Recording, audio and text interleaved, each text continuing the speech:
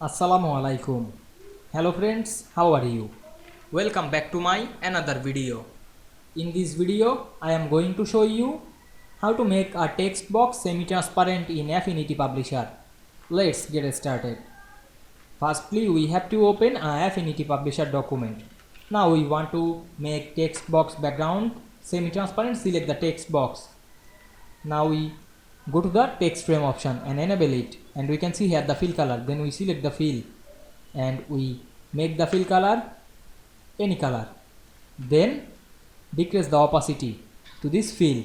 Then click outside and choose the stroke and decrease the opacity to this stroke. Then click outside and close the window. Then we can see we make the text box semi-transparent very easily. We cut the text box and go to the another pages, then paste in this page, and we can see this text box as a semi-transparent. I hope you enjoyed the video. Please like, comment, share and subscribe my channel. Thanks for watching.